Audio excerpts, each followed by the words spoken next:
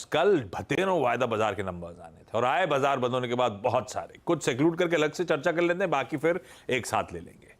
पहला ल्यूपिन। चतुर्मोता साहब आपके पास आऊंगा, हजदा नंबर्स कैसे लग रहे हैं? लुपिन के नंबर्स इनफैक्ट एक बहुत बड़ा परफॉर्मेंस बीट है आशीष, जो एक्सपेक्ट कर रहा था मार्केट उससे कहीं ज्यादा बेहतर नतीजे देखने को मिले हैं। मुनाफा 77% बढ़कर आया, 801 करोड़ के आसपास का फिगर, 550 करोड़ का अनुमान था। वहीं रेवेन्यू में आप देखिएगा 16% का इजाफा है, 5600 करोड़ के करीब फिगर आता हुआ। इबिट्टा 23% बढ़ा है, मार्जिन नियरली 18% से बढ़कर 22.5% पर आए और मल्टी क्वार्टर हाई पर दरअसल कंपनी ने अपने मार्जिन्स डिलीवर किए हैं।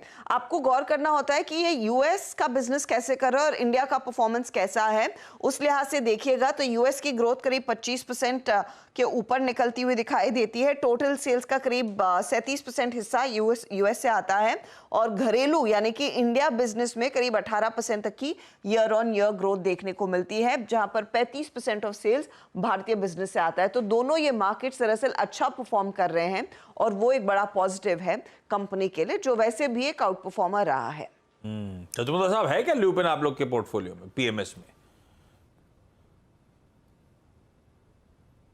गुड मॉर्निंग आशीष। तो बिल्कुल देखिए, लुपिन के नंबर्स बहुत ही बेहतरीन आए हैं और जिस तरह से ऑलराउंड परफॉर्मेंस स्टॉक ने दिखाया है, मुझे लगता है मार्केट इसकी री रेटिंग कंटिन्यू रखेगा। और मेरे हिसाब से स्टॉक जो 2015 से ये स्टॉक ऑल टाइम हाई से गिरा था, उसके बाद इसको ऑलमोस्ट अब 9 साल करीब करीब लग जाएंगे इसको वापस अपने प्रीवियस ऑल टाइम हाई के आसपास आने के लिए। और ये तब हो रहा है जब हमने देख रहे हैं कि एक बहुत ही स्ट्रक्चरल ग्रोथ पिछले 1-2 क्वार्टर्स के अंदर में स्टॉक में देखने को मिली। और इस क्वार्टर में तो जिस तरह से यूएस के बिजनेस में भी एक जबरदस्त ग्रोथ देखने को मिली, ये एक बहुत ही काबिले तारीफ है। तो मुझे लगता है कि ये स्टॉक इवेंचुअली अपने ऑल टाइम हाई को क्रॉस करेगा 2015 के, और उसको क्रॉस करके कहीं ना कहीं मेरा मानना है कि अपसाइड और देखने को नजर आएगी।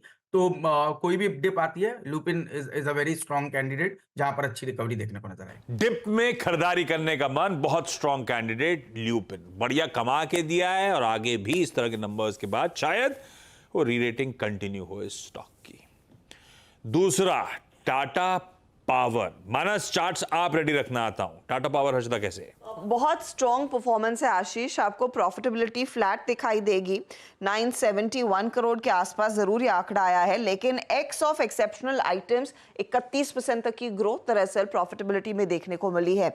रेवेन्यू 14% बढ़कर आ रहा है, 17,294 करोड़। कंपनी का अगर आप एबिटा परफॉर्मेंस देखें, वहां पर ऑपरेशन एफिशिएंसी क्लियरली रिफ्लेक्ट हो रही है, 22% का इजाफा, मार्जिन 20% के ऊपर जाते हुए दिखाई दे रहे हैं।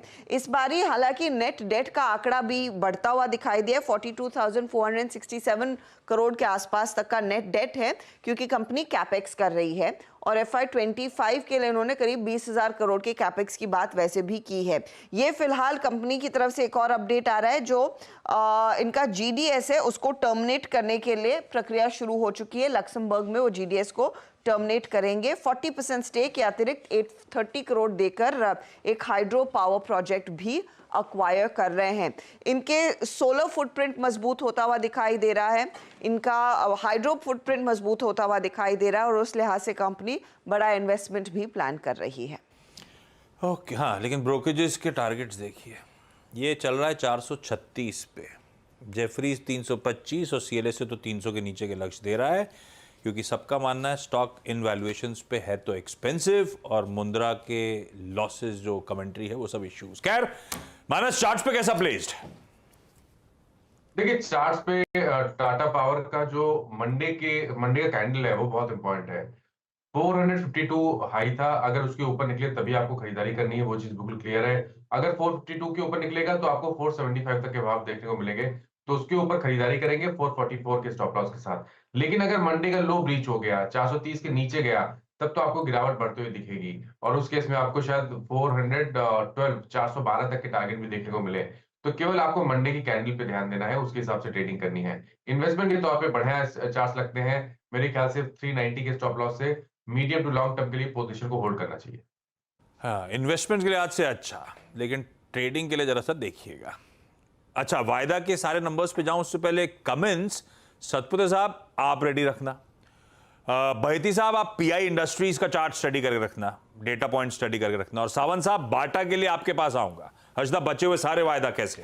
कमेंट्स इंपॉर्टेंट है आशीष, कंसिडरिंग कमेंट्स पीएलसी की कमेंट्री नेगेटिव थी और उसके बाद स्टॉक में फ्राइडे को खासी गिरावट नजर आई। लेकिन भारत का अगर आप बिजनेस देखेंगे तो 33% का इजाफा मुनाफे में देखने को मिला, 420 करोड़ पर आया। रेवेन्यू करीब 4% बढ़ता हुआ दिखाई दिया है। इबिटा लेवल पर 37% तक का परफॉर्मेंस है, 467 करोड़, और ये नंबर्स उम्मीद से बेहतर आपको दिखाई देंगे। मार्जिन भी बड़े हैं, 20% के आसपास आते हुए। अब यहाँ पर आपने ध्यान देना है कि डोमेस्टिक सेल्स 12% ग्रो होती हुई दिखाई दे रही हैं। 1873 करोड़ के आसपास का यह आंकड़ा है। एक्सपोर्ट्स में हमने देखा है कुछ स्लो डाउन जरूर देखने को मिला है। पावर जनरेशन रेवेन्यू थोड़ा सा नरम पड़ता हुआ दिखाई दे रहा था, वो सीपीसीबी 2 के सनसेटिंग के चलते तो वहां से एक थोड़ा सा ड्रैग देखने को मिला है। लेकिन कंपनी क्या कह रही है? कंपनी कह रही है वो कॉशियसली ऑप्टिमिस्टिक हैं डिमांड आउटलुक को लेकर।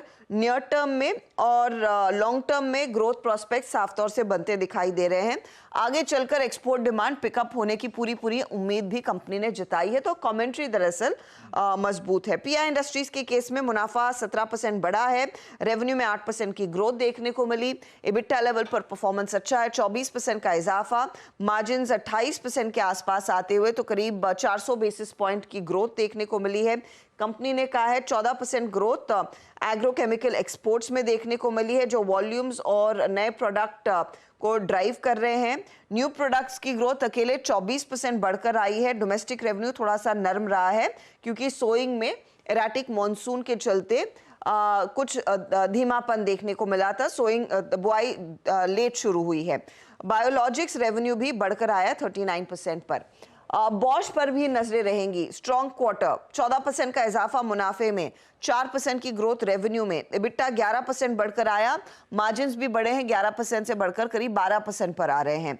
साथ ही आप बाटा इंडिया की बात कर रहे थे, तो बाटा इंडिया के केस में नेट प्रॉफिट आपको 63% बढ़ता हुआ दिखाई देगा। लेकिन इन्होंने एक जमीन बेची थी 134 करोड़ का, वो ऐड करके हमने देखा है मुनाफे में इजाफा है।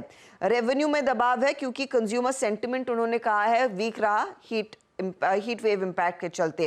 इबिटा घटकर आया है, कंपनी कह रही है एम्प्लॉय कॉस्ट बढ़ गए हैं, वन टाइम टेक इन्वेस्टमेंट का भी इंपैक्ट है, और मार्जिन्स भी हम देख रहे हैं अच्छा खासा दबाव में दिख रहे हैं। गुजरात गैस के नंबर्स पर हम फोकस करेंगे। जो मुनाफा है वो दबाव में आया है, 19% का कॉन्ट्रैक्शन है, लेकिन ये उम्मीद से बेहतर आंकड़ा है। रेवेन्यू 7.5% बढ़कर आया, 4,450 करोड़। इबिटा में 9% की गिरावट देखने को मिली है। मार्जिन्स जो है वो 12% पर है, 13% का अनुमान था। वॉल्यूम्स यहाँ पर नियरली 11 MMSCMD के आसपास आते हुए दिखाई दे रहे हैं। और चंबल फर्टिलाइजर का भी परफॉर्मेंस अच्छा है, मुनाफा 32% बढ़ा, इबिटा में 18% की ग्रोथ है, मार्जिन्स बड़े हैं, लेकिन रेवेन्यू में थोड़ा सा दबाव देखने को मिला है। क्विकली अब इनमें से इंपॉर्टेंट सतोदे साहब, कमेंट्स कैसा लग रहा है चार्ट्स पे? जैसे एक्सपेक्टेड था डोमेस्टिक अच्छा करेगा, एक्सपोर्ट गड़बड़ाएंगे, वैसे ही हो रहा है। जी देखिए, अब कमिंस में अगर आप चार्ट देखें, डेली चार्ट देखें, तो फ्राइडे हमने एक गैप डाउन देखा और उसके बाद सेलिंग देखी थी। और पिछले 2 दिनों से ये अपने 100 डीएमए को, जो करीबन 3420 के आसपास है, उस लेवल को रिस्पेक्ट करके यहाँ पे एक रिलीफ रैली प्ले है। तो मुझे लगता है आज प्रोबेबली इस क्वार्टर ऑन क्वार्टर नंबर का एक रिएक्शन आप देखोगे, जहाँ पे कमिंस इंपॉर्टेंट क्लस्टर को हिट करेगा, और वो है करीबन 3700 से लेकर 3740। सो एट अ लेवल ऑफ 3542 एक अच्छा स्विंग मिलेगा, कम से कम 150-200 पॉइंट का स्विंग यहाँ पे ड्यू है। तो अगर यहाँ पे थोड़ा सीधा देखिए, अगर सीधा टारगेट पे जाके रुकता है तो फिर मुझे लगता है यहाँ पे ट्रेड नहीं बनेगा। हाँ। लेकिन अगर कोई वीकनेस मिलती है तो लॉन्ग करे विद स्टॉप लॉस ऑफ 3500। थोड़ा क्विकली बीआई इंडस्ट्रीज, बहेती साहब। जी, चार्ट स्ट्रक्चर तो काफी अच्छा बना हुआ है और पूरे एग्रोकेमिकल में ये कंटिन्यूअसली आउट परफॉर्म कर रहा है, तो रिलेटिव स्ट्रेंथ काफी अच्छी बनी हुई है स्टॉक में। 4200 का स्टॉप लॉस लगाकर खरीदारी की सलाह रहेगी। हमें लगता है इसमें 4340 और 4400 तक के लेवल्स देखने मिल सकते हैं। बाटा नंबर्स कमजोर हैं, खासे कमजोर हैं। तो आशीष जी, यहाँ पे अगर हम देखें तो सबसे अहम बात ये होगी कि मंथली चार्ट पे ये 20 दिनों के एवरेज के ऊपर जाने की कोशिश कर रहा है।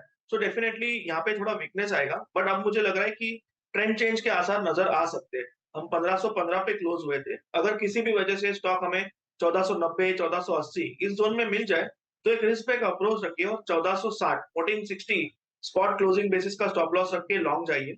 यहाँ से मुझे लग रहा है अगर 1460, 1470 जोन होल्ड करना है, सो कंफर्टेबली हम फिर से एक बार 1550, 1560 इन लेवल्स तक आ सकते हैं। चलिए हर्षद जान लीजिए बाकी के सारे इंपॉर्टेंट नंबर्स वगैरह 2 मिनट में। हर्षदा कौन कौन से? आशी, पीबी फिनटेक सबसे पहले रेडार पर रखेंगे क्योंकि 60 करोड़ का मुनाफा आया है वर्सेस अ लॉस, तो वो स्ट्रॉन्ग परफॉर्मेंस है कंपनी की तरफ से। रेवेन्यू 52% बढ़ता हुआ दिखाई दिया है।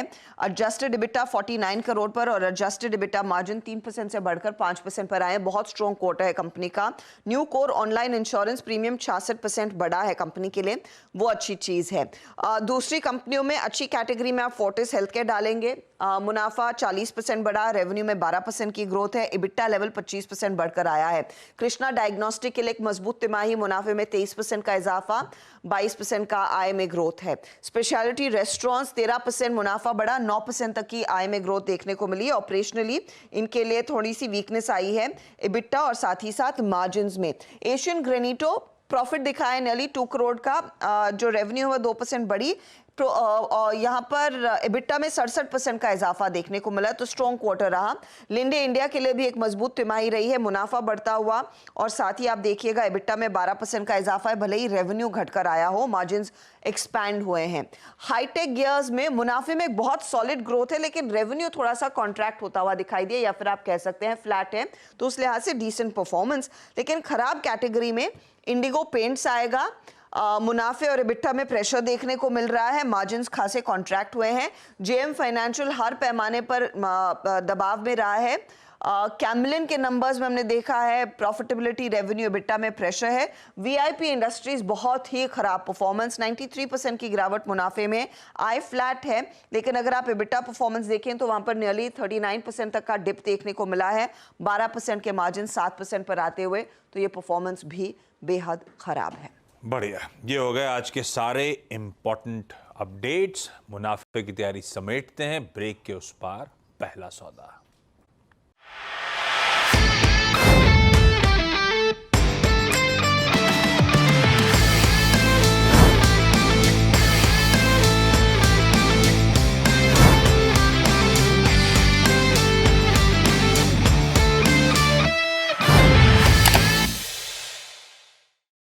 बता दें कि मनी कंट्रोल पर दिए गए विचार एक्सपर्ट्स के अपने निजी विचार होते हैं।